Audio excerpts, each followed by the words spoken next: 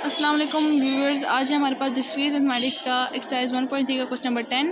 Question number 10 पहले पढ़ते हैं। Let C of X be the statement X has a cat and let D of X be the statement X has dogs. पहले है हमारे पास x, हमें मालूम नहीं है कौन है, पर जो भी है उनके पास वो है एक कैट है, और डी ऑफ एक्स है उसमें हमारे पास एक्स के पास डॉग्स हैं। And let F of X be the statement X has a ferret, उनके पास फेरिट है।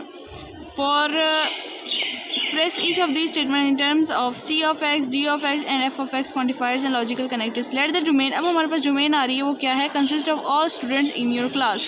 हमारे क्लास के जितने भी, हम सिर्फ स्कूल के नहीं, हमारी क्लास में जितने बच्चे हैं उनमें से एक के पास कैट है, एक कोई है जिसके पास डॉग्स भी हैं और कुछ हैं यूनिवर्स फेरिट भी है।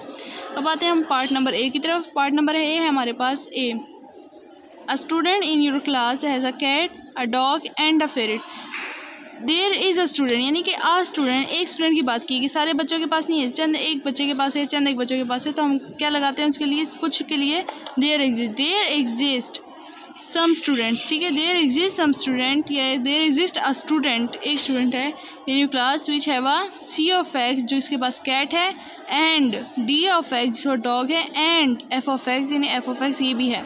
जिसके बाद तीनों चीज़ें हों उसके बीच में एंड लगाते हैं, यानी जो ये भी है और ये भी हो उसके बीच में एंड लगाते हैं। अगर हम बोलते कि या तो इसके पास कैट है या फिर डॉग है या फिर फेरिट है, तो हम बीच में और लगाते हैं। अब पार्ट बी करते हैं। All students in your class have a cat, a dog और अ फेरिट।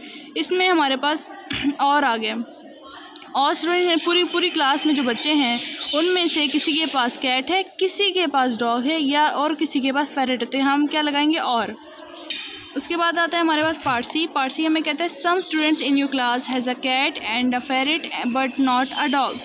कह रहे हैं हमारे पास सम स्टूडेंट्स, सम से पता चल रहा है कि देयर एग्जिस्ट यूज़ हो रहा है, there exist some students who have a cat है एंड अ फेरिट, कुछ का फेरिट है, and but not a dog, लेकिन उनके पास डॉग नहीं है, and not a dog. And इसलिए यूज़ किया कि लाजमी है कि उनके पास डॉग नहीं है। ठीक है, फिर आता है हमारे पास पार्ट डी। पार्ट डी के अंदर है no student in your class has a cat, a dog and a फेरिट।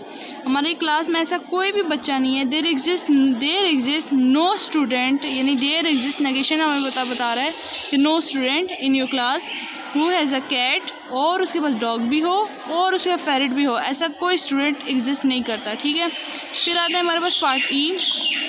For each of the three animals, तीनों एनिमल्स के लिए cat, dog and a ferret, there is a student in your class who has one of this animal as a pet. यानी अलग अलग 3 students हैं, एक के पास कैट है, एक के पास डॉग है, एक के पास फेरिट है।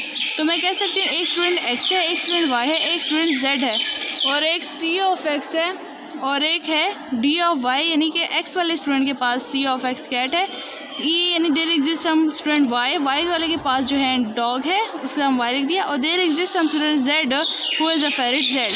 एंड बीच में यूज़ किया कि जो हमने इसको अप्लाई किया वही उसके पास डोमेन में वही आना चाहिए। ठीक है, या फिर हम इसको ऐसे अलग अलग भी लिख सकते हैं, मल्टीप्लाई कर लो कि there exist some student X who has a cat and there exist some student Y who has a Y और एक्स और ये जेड जो हैं ये हमारे पास स्टूडेंट्स को बताने के कौन कौन स्टूडेंट्स हैं। Here X Y Z means different students in the class with one on each pet.